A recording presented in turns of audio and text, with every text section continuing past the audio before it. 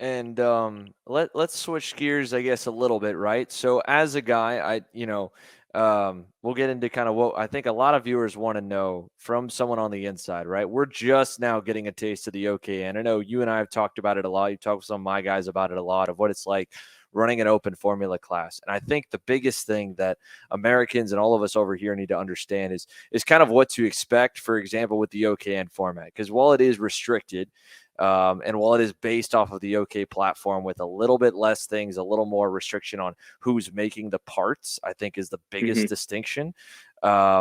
You can't go into it expecting it to be the exact same as what we've been used to with the X30, with Rotax, or even with Rock GP. So you've been on the other side. You've been driving for Tony Kart for years when Vortex was not the dominant OK manufacturer, and even talking off camera when one of the first times I met you and was talking with you and Kart Republic team manager Ricky, like, yeah, this guy should not have been anywhere near any of our Kart Republic drivers because we were on not only a good chassis, but on the engine to run an OK Senior, and you'd crack the top five and split them up every time. So, from a driver's side, for the last few years of being in that open formula class, again, it seems like OKN will be similar. What's that like? Yeah, it's tough. I mean, like you go to races.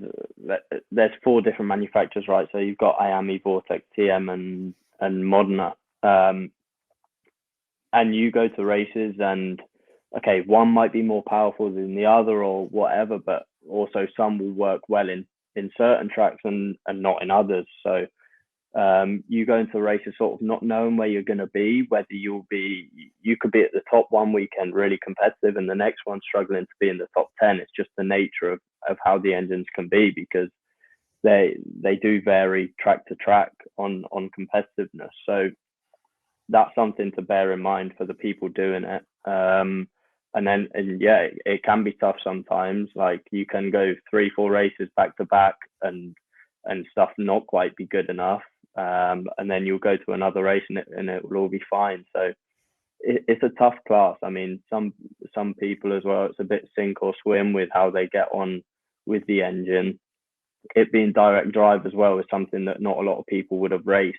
Um, so it is different, and it's something to bear in mind. But no, it's definitely going to be an enjoyable class. I mean, I've tested it, but that was a sort of pre-production thing last year. So I'm not really sure on the final product. I'd like to have a go in it and see how it is. And just from a direct drive class, and even from running the OK stuff with the higher rev limiter that's a little bit faster from the X30, the first easy thing is the speed, right? We're not going to be as draft dependent. We're going to have a touch more of a little bit of air wash behind a guy in the high speed corners because we're being able to corner faster. And you're going to have more kind of just individual ability. The field's going to spread out more. It's not going to Hmm. stick together. That's the Yeah. first thing. But from the stylistic point of not having a clutch and being direct drive, you have the engine braking and stuff like that. Can you break down what that's like as a driver? What's different, from driving a clutch kart? Yeah. I mean, apart from the braking, there's not too much different with how the engine reacts. But I know the sort of tendency for the OKN and the OK is it does have a lot less bottom than your X30 and Rotax that you're used to. When you put your foot in on them, they're ready to go every time.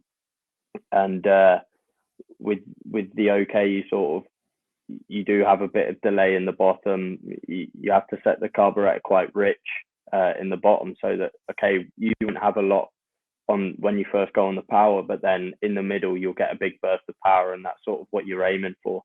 So you have to drive around it as such. Like with the X30, you can sort of smash your foot in and go.